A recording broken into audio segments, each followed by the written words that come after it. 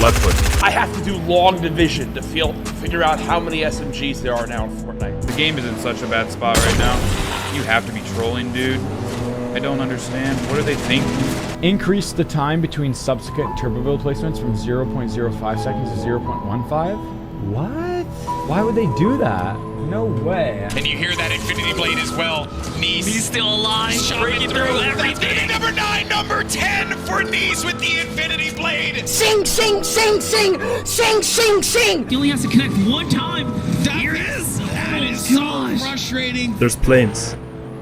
Wait, for real? 2, 4, 6, 8, close to 10 vehicles in the air at the moment. I hate planes so much, man. So much, dude. Season 10 was the worst season of Fortnite yet. It's never been as bad as it's been right now. The pro players are upset.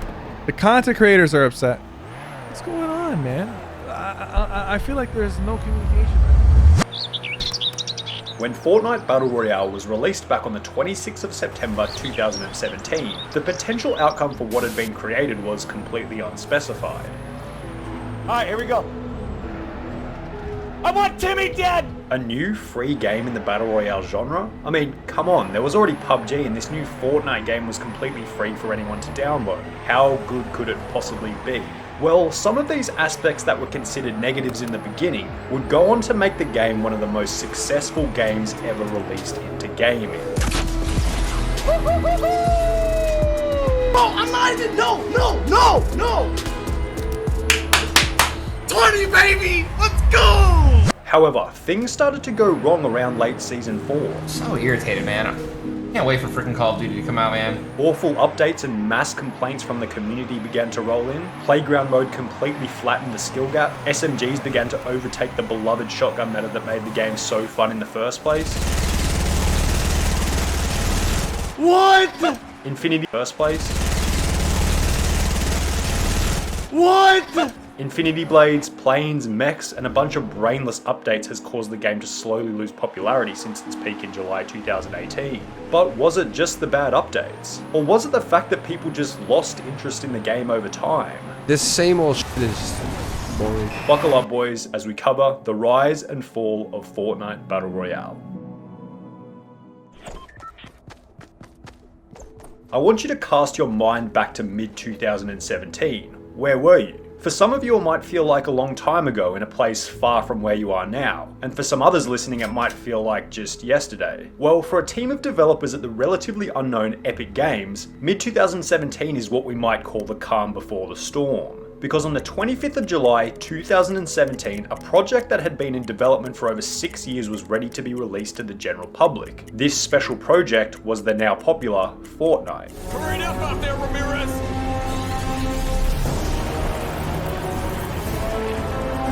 Epic Games explained in 2011 that they wanted to create a game that combined the construction game genre with the first-person shooter gaming genre to create something that might be a mix of maybe Minecraft and Call of Duty. Epic Games had recently completed the extremely popular game Gears of War, and to let themselves down from the hype, they participated in what was called a game jam, an event where game developers would try and create the best possible game within a limited period of time, say for example 1 to 3 days. It was in this game jam after the release of Gears of War that the idea of Fortnite was born. And then the discussions around what happened at Game Jam is actually kind of what led to Fortnite. And Fortnite wasn't a direct result, it wasn't one of the games in the Game Jam, but that process was kind of the fuel that caused that to become creative. The game was then announced in December 2011 at the Spike Game Awards. Showtime! Right, clear! Then 2.5 years after the announcement, in early 2014, signs began to appear here and there that the game was nearing completion. Game Informer uploaded the video inside the development history of Fortnite on the 25th of April 2014. In this video, the developers explained what they had been working on and how it was coming along. It's a game that spawned directly from passion. This is just something that people wanted to build. We were just coming off the Gears, and we wanted to do something totally fresh. There was also other videos being uploaded to YouTube, displaying the mechanics and giving an insight into how the game was looking back in 2014. However, despite looking like Fortnite was ready to be released in 2014, the game wouldn't be ready for another 3 years. But after polishing the gameplay consistently over those 3 years, the game was ready to be released, which was announced at E3 in June 2017. We're going to start with one called Fortnite. Now, I don't know much about a lot of these, so I think the best way to do it is just jump in. Fortnite Save the World was then released on the 25th of July 2017, which was 1 month after the initial announcement. Fortnite Save the World was set up as a single-player versus environment game, a combination that Epic believed to be a resemblance of Minecraft and Left 4 Dead. The Save the World part of Fortnite was at 1 million players only 1 month after release in August 2017.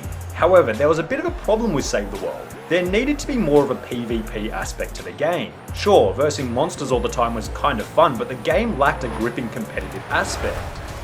One game that did have an excellent third-person competitive aspect, however, was the game PlayerUnknown Battlegrounds, released 1 year previously in July 2016. PlayerUnknown Battlegrounds had utilised a recently new style of gameplay called Battle Royale, a style that was relatively unused by many other games at the time. You died, didn't give it a go and just keep going again, right? And again, and just it's all about the PvP, so... The concept was fairly simple. 100 players drop into an island, find weapons, and the last player alive is the winner.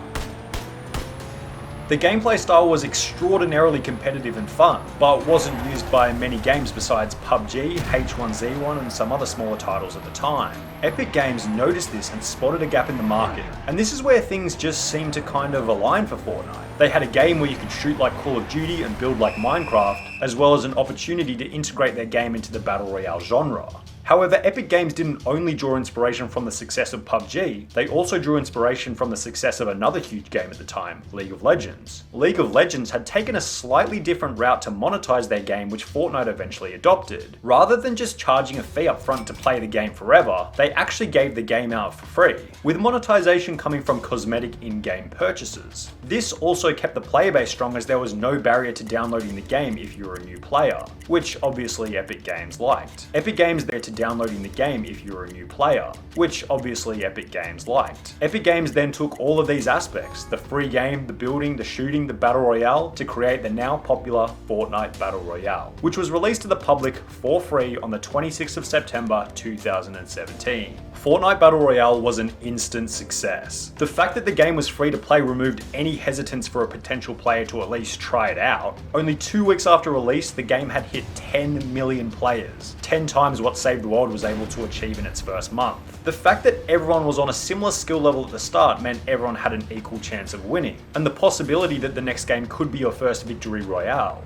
This is awesome! This competitive aspect caused players to play over and over and over to try and get at least one win.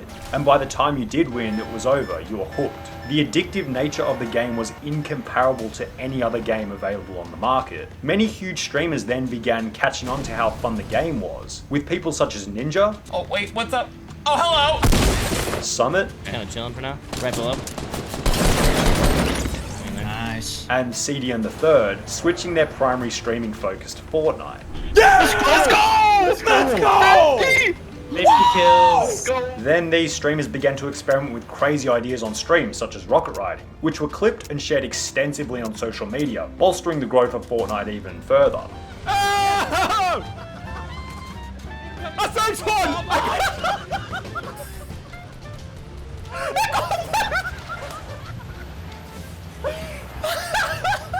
Players got bored of playing solos and began to invite their friends to play squads, multiplying the player count and causing extreme exponential growth. It was likely around this point that Epic Games realized that perhaps rather than using the Battle Royale genre to get people to buy Save the World, they should just double down on Battle Royale and make it the primary development focus. On the 25th of October 2017, exactly 1 month after the release of Battle Royale, Epic Games introduced Fortnite Season 1.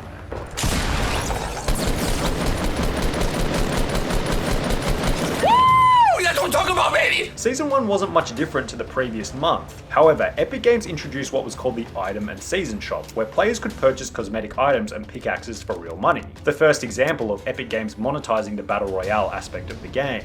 These skins would later become rare, which is insignificant now but will be important in later parts of the downfall. By the end of Season 1 in December 2017, only 3 months after the initial release of the game, Fortnite had reached 30 million registered users and had overtaken PUBG as the most streamed battle royale on Twitch, and it only had League of Legends standing in the way of the top spot. However, by Season 2 in January 2018, only 1 month later, Fortnite overtook League of Legends to become the most popular game on Twitch. And by this point, people had really started to take advantage of the build mechanic as a proper strategy for staying alive, and realised that this mechanic distinguished it from any other battle royale. The building mechanic took the game from a mediocre third-person shooter in Season 1 to a game with a genius way of protecting yourself. When you're in the fight and you're able to do something on the mouse or keyboard that could alter that fight, that could change that fight based on your ability or skill or knowledge, that's what you want, right? You want this mouse and keyboard to be your Lamborghini right here, man, a stick shift Lamborghini. On top of this, the game just had pace like no other. Number one, optimized. And that is why its popularity is just like skyrocketing. I should try it. Yeah, you'll love it. It was just non-stop action and players literally could not get enough. After overtaking League of Legends on Twitch in January 2018, Fortnite then overtook PUBG in terms of active player count in February 2018, only 1 month later. And it's not like the Twitch record stopped there, because 1 month later in March 2018, an event would take place that would break the record for the most viewers in a single stream on Twitch. Ninja playing with Drake, 636,000 concurrent viewers. I got 5K donation if you get this dub right now. Yeah? Playing Fortnite had officially become mainstream, just in case it wasn't already before. That literal one match with Drake made it okay for everyone to play video games. So much so that Fortnite hosted its first major public event only 3 months later in June 2018, the Fortnite Celebrity Pro-Am. Kinstar on him. Ninja, can he clutch it out? Ninja! Kinstar gets the win. What a play. Wow. Famous music artists, UFC fighters, sports stars, and Fortnite players all playing for $3 million in charity prize money. After the event had displayed the capabilities of what could be possible in the esports world, it didn't seem like anything could possibly go wrong for Fortnite. They had the gaming world in their hands. What could possibly bring such a behemoth of a game undone? Well, on the 27th of June 2018, only 2 weeks after the Celebrity Pro-Am event, Epic Games released a new game mode into Fortnite Battle Royale called Playground Mode. Oh my god, look at that, mate. Playground sandbox mode. Playground Mode offered a sandbox style of gameplay, giving every player the opportunity to practice their building with unlimited material and no limitations from other players. Now, while the community loved this newly implemented game mode, it began to do strange things to the skill level of the player base. Everyone started to get extremely skilled in a very short period of time. It seemed as though after Playground was released, the skill level that was achieved in 6 months previously could be achieved in only 2 weeks by simply practicing in Playground mode. After Playground was released, all of the newbies just kind of disappeared and everyone's skill level increased dramatically. It was difficult for new players to get a grip on the game because the beginner skill level was diminished following the release of Playground. It's likely that Epic released the game mode attempting to give those new players a leg up with a practicing platform, but it just seemed to get abused by high-level players who just wanted to get even better. Now, it's hard to actually quantify whether or not players left the game following the update, especially considering it was an ongoing game mode. But I think we can all agree, if you can reach almost peak skill level in 2 weeks instead of 6 months, and everyone on the game is now extremely skilled putting up a barrier for new players, it's going to affect the health of the game in a negative way over the long term. So what was it that followed this? Epic Games began to notice the increased skill level of the general player. By the time Season 5 rolled around, just after the Playground mode update, everyone was extremely skilled at building all of a sudden. Oh no, not the Tifu Classic! The skill level of the players in Season 4 compared to Season 5 was almost incomparable. Epic saw this as an issue because how is a potential new player going to win a game versus 100 other experienced players when they have no experience themselves? What? He betrayed me, bro. They had to change something to give newer players a shot, but instead of removing Playground, the game mode that made everyone extremely experienced in the first place, they started to mess with one of the main things that made the game so fun in the first place, the shotgun meta.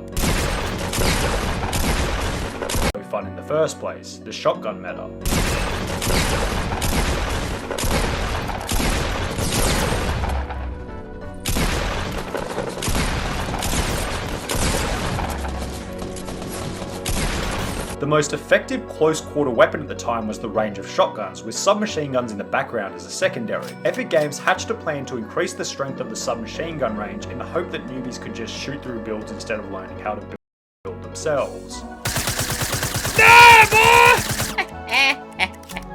With the macro goal of competing with the shotgun meta at the time. However, they made two main mistakes with the implementation. Firstly, they made the submachine guns way too strong. Way too strong. Like, this thing is actually dumb. It's actually dumb. The silenced SMG is literally the best weapon in the game right now. And secondly, they made the main aspect of the game, building, completely redundant in the process, given that the new submachine guns could completely rip through enemy builds with 0 skill level. I got you guys, don't worry.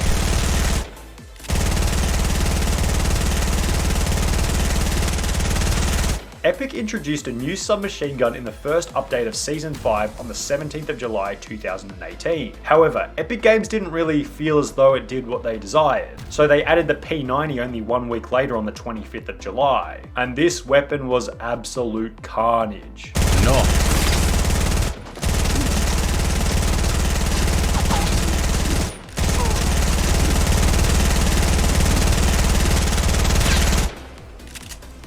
Not broken, by the way. The beginning of Season 5 also saw the removal of the controversial double shotgun strategy, another update designed to reduce the strength of the shotgun meta. After firing a shotgun, another shot cannot be fired for a very short time. So you can't double pump. Oh, they're getting rid of double shotgun. Or just double shotgun. Double shotgun, period. No double shotty in general. They're switching the meta to the double shotgun SMG.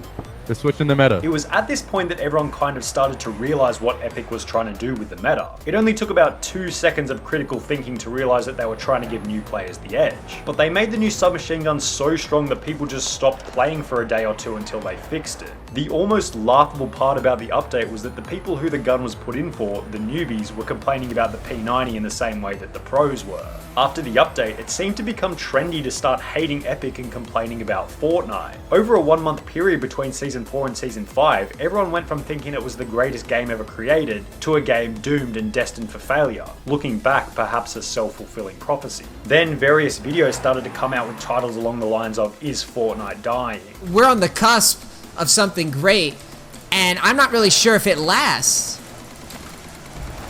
the next season, you know? If we look at the Google Trends graph for Fortnite, the weekend where P90s were released into the game was when it was at peak popularity, with a slow decline following. And as we can observe from the graph, the P90 update was really only the beginning of the decline.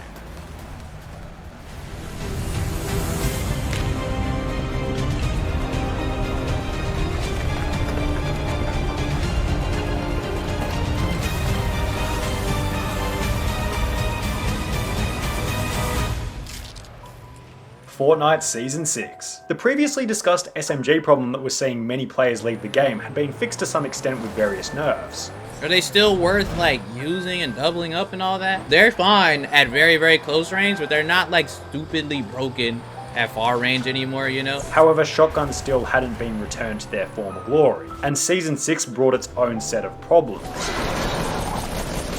The popularity of Fortnite peaked upon the introduction of Season 6, however died down to the lowest point that Fortnite had been at by the end of the season. The introduction of zombies was just found to be a nuisance, with seemingly very few people advocating to keep the mechanic in the game. Dude, these zombies, go away. You're making this so much more harder than it needs to be. However, there was something else that occurred in this season which was another intangible phenomena that made many people lose a bit more respect for Epic Games. During Halloween 2018 in Season 6, Epic decided to re-release the Scythe Pickaxe and the Skull Trooper skin, 2 cosmetic items that were available only to the original Season 1 players. Wait, the OG one's in the OG one's in the shop too. Oh my god, it's back. They put the OG in! Oh my god! And while everyone seemed kind of happy to have the opportunity to purchase these skins, there was also an underlying sadness that Epic had sold out a little bit on their original player base. It kind of made buying skins less exciting, since everyone knew that there was now a possibility that no skin could be rare in the future, because Epic Games kind of showed that they would sell out on the rareness of a skin if it meant a slight uptick in short-term revenue. And since buying skins was less fun, this just translated into the game being a little less fun. However, the reintroduction of rare skins was nothing compared to what Epic would do to ruin the game in a following update. It looks like he's kind of committed to the Infinity Blade here. There he is. And he's going to be the first to pick it up. He looks like he's kind of committed to the Infinity Blade There here. he is. And he's going to be the first to pick it up. He has to build this time around because he knows the player there. He's going straight for the dive. And you hear that Infinity Blade as well. Nice. He's still alive, breaking through everything. That's gonna be number 9, number 10 for Nice with the Infinity Blade. He's just chopping through everything. He has 400 freaking HP, people. The Infinity Blade. Speculatively agreed upon to be the worst and most game-changing update ever released into Fortnite. Now, if you're still doubting the power of the Infinity Blade, look what happens when you dive into Tilted Towers. This thing will literally smash through any structure in its way, meaning you can pretty much level that entire city in a matter of seconds. It is absolutely disgusting. A weapon that completely threw all of the rules out the window, altering not only gameplay but professional tournaments as well. If he gets the victory royale, that'd be nice. Sees blood, here it is. Player's gonna be right in That's front one. of him, and he... all 3 land here. Here comes the hop over. That's the elimination on Coop Train. Then throw another controversial plane update in the mix and you have yourself a potential recipe for disaster. I hate planes so much, man. So much, dude. Well, I say recipe for disaster, but the data might prove otherwise. It seems as though Fortnite actually had very little drop in Google search volume throughout Season 7, actually peaking in many places. However, I'd say that this was due to a mass number of people Googling the potential removal of the Infinity Blade and planes. When everything is going fine in the game, there's not really much reason to search for Fortnite on Google. These updates seem to provide mass traffic for the game throughout Season 7, however it's questionable if this was healthy for the longevity of the game, given that in Season 8 search volume for Fortnite dropped extremely heavily after a small peak during the introduction of the season. Then the same story with Season 9, a small peak in popularity at the beginning of the season followed by another drop to the lowest point in the game's history.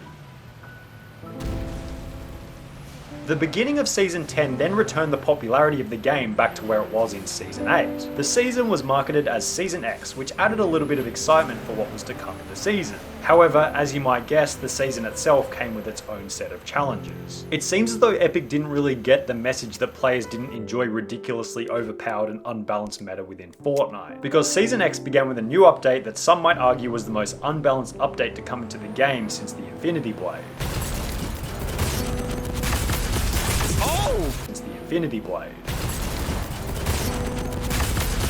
Oh, God! Mechs appeared to be another one of those updates added purely to spark outrage from the community and flatten the skill gap, giving the lower skilled players a chance to win. What's up, boys? That's why I'm the driver, bro. Go on. Take him out. However, all mechs seemed to do was create a bigger gap between the haves and the have-nots. If you had a mech, you were unstoppable. If not, you would have a hard time beating someone who did have a mech. Following this, many people started saying that Season X was the worst season yet. Season 10 was the worst season of Fortnite yet. This was then backed up by the fact that 2 weeks after the beginning of the season, Fortnite once again hit a new low on Google Trends. But Epic Games wasn't stupid. They could see that the game was dying. There was only so many seasons they could produce before people realized, holy crap, I've been playing this game for 11 seasons, maybe it's time to find something new. They could see that every season more players were leaving, so they needed to refresh and revitalize the game. On the 13th of October 2019, at the end of Season X, an event took place where the Fortnite map was sucked into a black hole, an extraordinary way to end what was considered a bit of an awful season.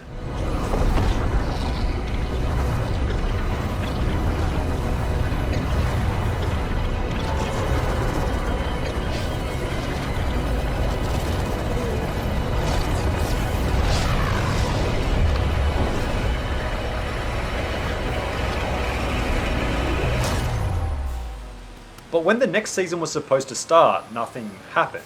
Just this screen for 2 days straight.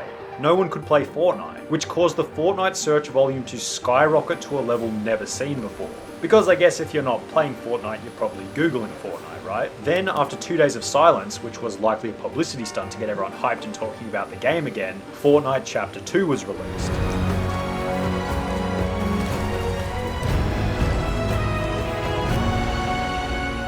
A full new map, new guns, vaulted guns, swimming, fishing. Could this be the return of Fortnite to its former glory? Well, as seen on the trend graph, not really. 2 weeks after the release of the season, the popularity was back down to where it was in Season 10, with many people saying that Chapter 2 update was a bit of a letdown, mainly focusing the complaints around the fact that the season was 4 months long with very few updates and new pieces of content. Chapter 2 alone will almost be 2 seasons long, and all we have to show for it are a couple of new weapons. That's why I gotta ask, what have the developers been doing for this long? By the end of Chapter 2, Season 1, the game had hit yet another low, a low that hadn't been lower than any other season. However, after the release of Chapter 2 Season 2, something bizarre happened. The popularity of Fortnite began to rise again. Instead of following the trend of the previous year, being a spike then a drop in popularity, it was a spike, then a drop, then a gradual rise to a new height that hadn't been seen in about a year. What could Epic possibly be doing that they weren't doing previously? Well, it's hard to say, but I have a sneaking suspicion that it might be related to the quantity of people at home currently rather than school or work. And since there's minimal data to discover the accuracy of this statement, it's hard to draw an accurate conclusion. However, since hitting another peak upon the release of Chapter 2 Season 3, the game seems to be on another downward trend, a trend that may certainly continue into the future. So it creates the closing argument for the video. What caused the gradual decline of Fortnite over time? Well, from everything presented and by analysing the opinion of the public, it seems to be a mix of questionable updates and just a loss of interest over time. Sure, it's easy to blame the bad updates, but at the end of the day, there's only so long that someone can play a game before it begins to become recurring and monotonous. It's coming up on 3 years since the game was released, and to think that the people interested back in 2017 are the same people interested now is possibly a naive judgment. Not that you really care about my opinion, but I'm going to give it to you anyway. And it might be controversial, but I think one of the main perpetrators was Playground in creative mode. I think that it would have made the game significantly more enjoyable to just trust the natural progression of people learning each aspect within the game while versing others in real time. The reason those first 6 to 12 months were so fun was because everyone kind of sucked, and it felt as though everyone was bad and getting better on an equal level. Suddenly when Playground was introduced and Season 5 hit, there just wasn't as much reason to play public matches because you could learn everything by playing privately. And then when you did go to public games, everyone suddenly knew what they were doing. The natural progression felt off and made the game instantly less enjoyable. Regardless, the game has provided people with so much entertainment and good times up until this point, so despite having a decline in popularity, it still appears to be an excellent game to jump into. And it's free to play, so as we said at the start, why not give it a shot? Hi. Hi.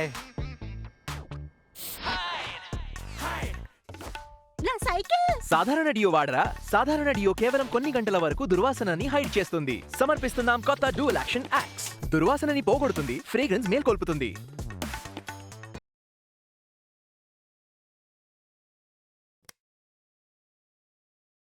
కొత్త dual action axe. Amazon Prime Day 23 మరియు 24 జూలైన పొందండి 75% వరకు తగ్గింపు electronics మరియు accessories పై. No cost EMI.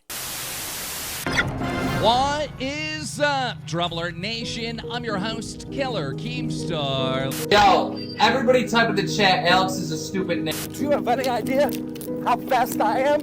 Why am I still getting hate? Alright, Ranger Joe. Now, I'm gonna give it to you. Like I gave it to your mom last night. I gave it to your mom last night.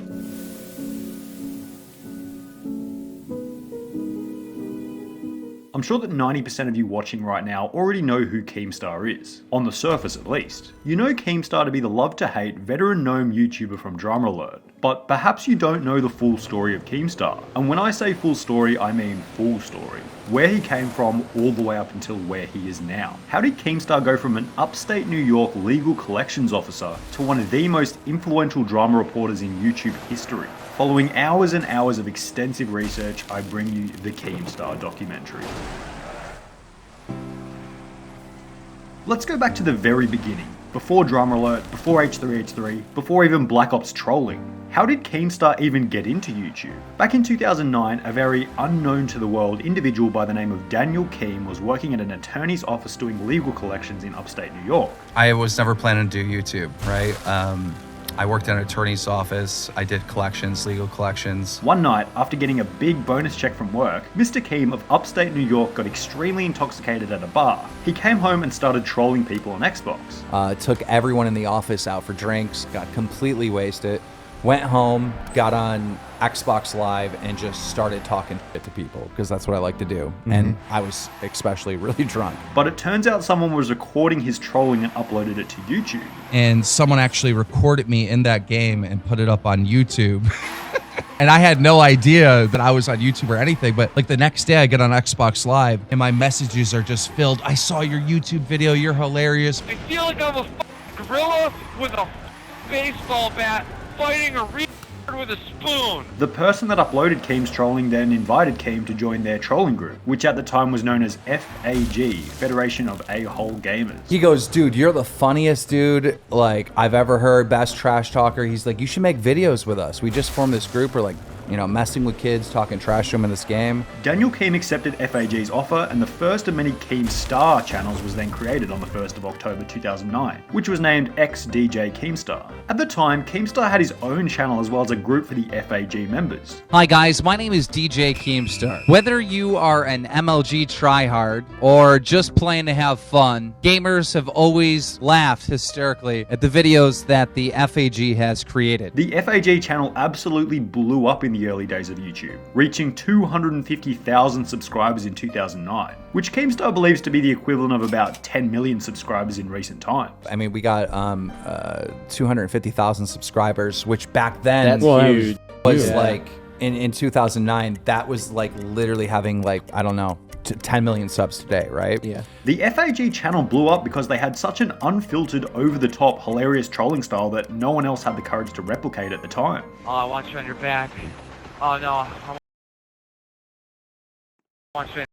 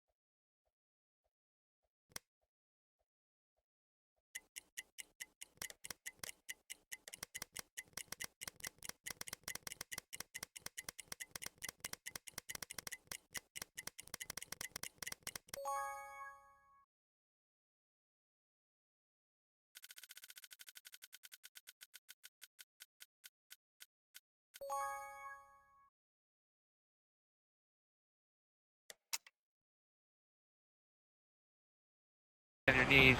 I'll prop you up on your knees. Say my name. Say my name. Say Keemstar. Say Keemstar. Go girl. Go girl. Come on, cupcake. Let me lick the frosting. Let me lick the frosting. Oh, oh, oh, oh. Following Keemstar's blow up from the FAG channel on YouTube, Keemstar began live streaming on Blog TV in late 2009, early 2010, where he would grow his trolling reputation further. Blog TV was one of, if not the leading live stream site long before Twitch was around. The website had deals with people like Philip DeFranco, Shane Dawson, and as noted, Keemstar.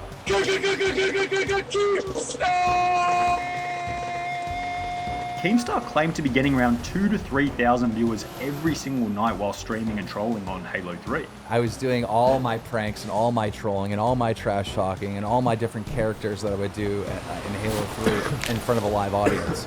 Pulling anywhere between 2,000 and 3,000 people every single night. That is insane. That's crazy. Within 3 months of streaming on Blog TV, Keemstar took over Philip DeFranco to become the #1 live streamer on the site. So you might even say that Keemstar was the king of streaming in the early 2010s, being the top streamer on the top site. I only do this show for money. That's it. All right? I don't do it to entertain people. That's just a scam. However, this would create complications for Keemstar, as Microsoft put a personal vendetta on Keemstar in an attempt to stop the trolling, believing it was giving the company a bad name. So every single time that Keemstar would stream, Microsoft would put a console ban on Keemstar's Xbox, which he would then return to wherever he bought it, change the Xbox, stream again, get banned again, rinse and repeat. I would stream for about 1 hour, get banned, console banned, can't do anything with it, it's a bricked, it's literally banned from going online. Take that the next day to GameStop, return it. Hey, this didn't work. Get a new one. Then the next day it would be Walmart, and I would just switch places just so I could keep doing it.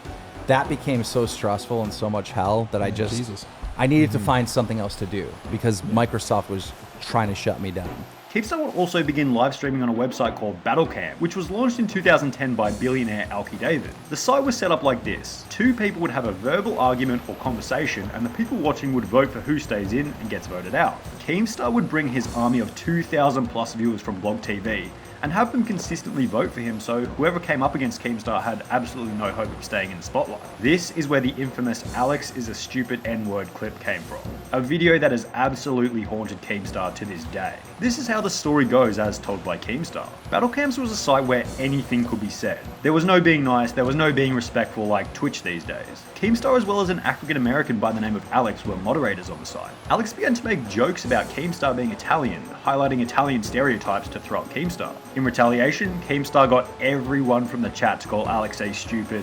Well, I'll just let the clip talk for itself. Alex is doing this shit, you f***ing nigger. I swear to f***ing God, I'm gonna find out. Yo, everybody type in the chat, Alex is a stupid nigger. Just type in the chat, Alex is a stupid nigger. Kid. Even 11 years later, this meme still pops up all around the place and is well known by most who follow Keemstar. But it wasn't until 2012 when it started to turn and it started being used against me.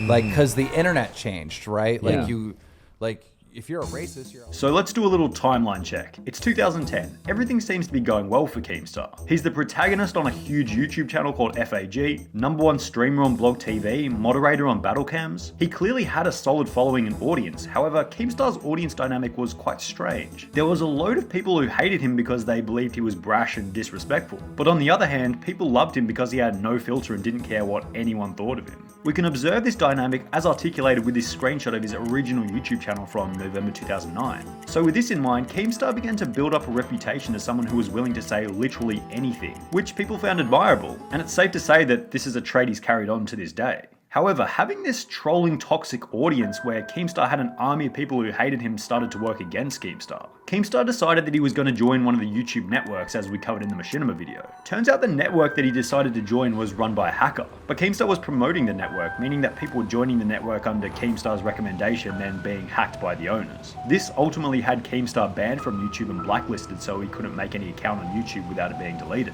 Right, so it became this big ordeal. And they shut down my channel for it. And I'm like, what do I do now? Keemstar would continue to make various accounts, but because Keemstar created an audience consisting of trolls and people who hated him, the trolls would always just tell YouTube that Keemstar had a new channel, ultimately getting him banned. Because of who I was and the trolling and stuff like that, there were a lot of people constantly notifying YouTube, here's his new channel, take it down. So I would build these channels that get 30,000 subs, get taken down. On top of this, the main FAG channel was then deleted. Keemstar claimed that the FAG channel getting banned was a story in itself on the Misfits podcast. Channel got banned, that's a whole nother story. I wanted to know how the channel got banned. But I can't find any source for why it was deleted on the internet. So if you guys have the reason or the story, feel free to post in the comments. So Keemstar went from the position of being the #1 streamer on Blog TV, as well as being on one of the biggest channels on YouTube, to having every single YouTube channel banned and every single console being blocked as soon as he would start streaming. By 2011, it's safe to say that Keemstar didn't have much opportunity to grow on the internet, given the boundaries put in place by third parties that wanted to put an end to his disruptive behavior. The trolling stuff was done and over with, right? Didn't know what I was going to do in my career. However, 2011 would also be the year where multiple things would start to turn in the favor of Keemstar. Keemstar made a realization that a lot of the big Call of Duty players began to play this strange indie game that appeared to be rising in popularity both socially and on YouTube. Big Call of Duty YouTuber at the time starts playing this weird indie game.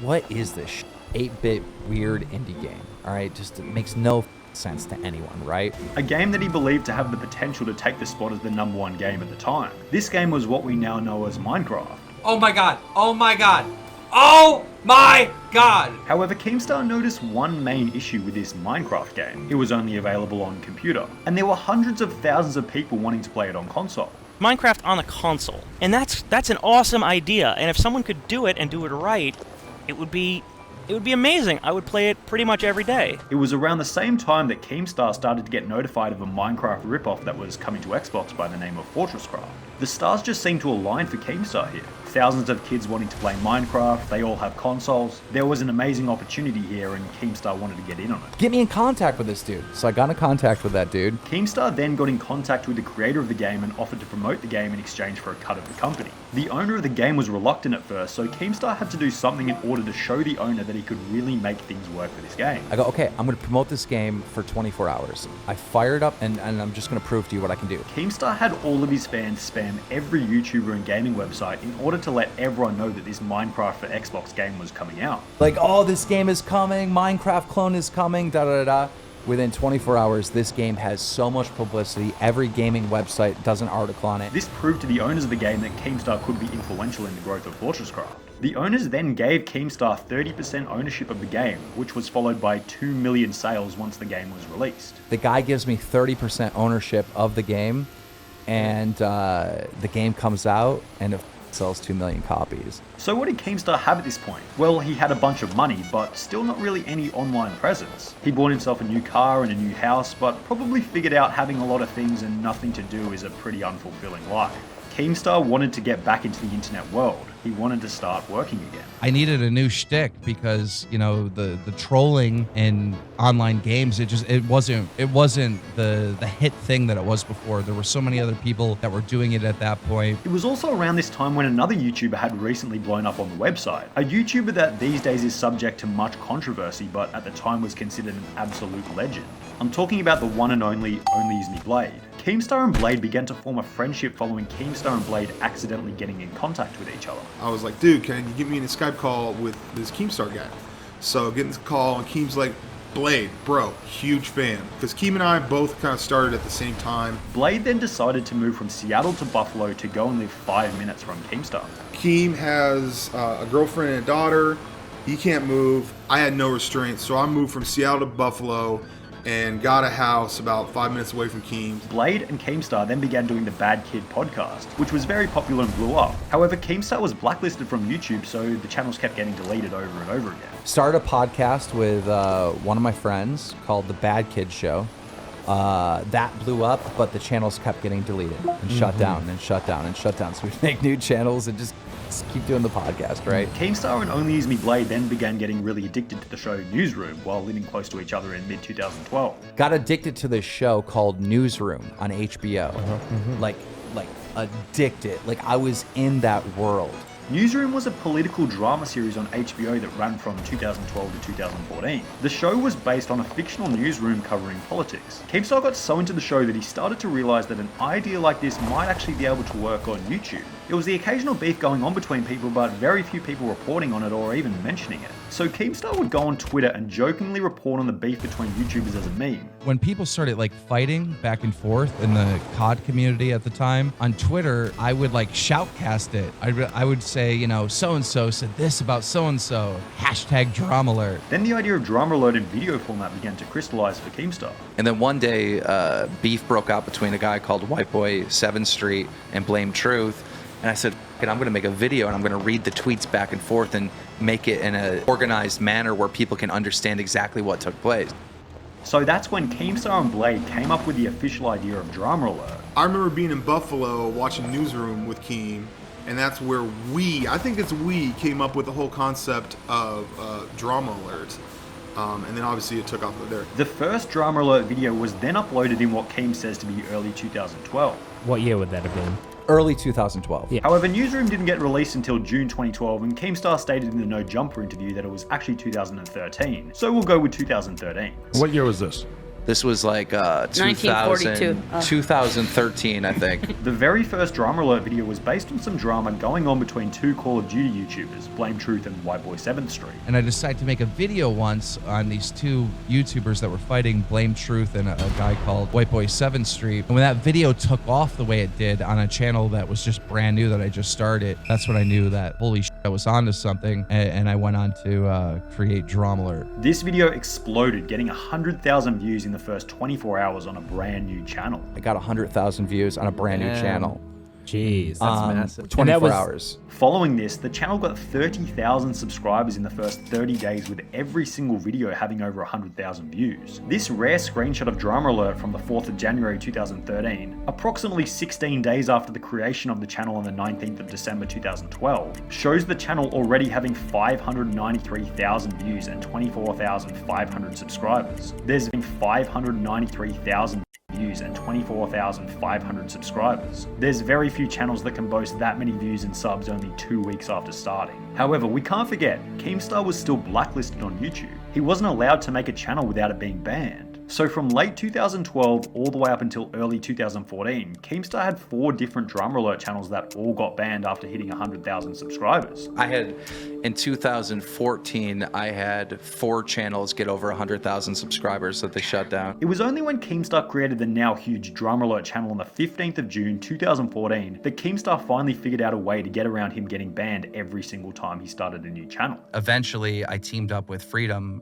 You guys know them, right? Yep.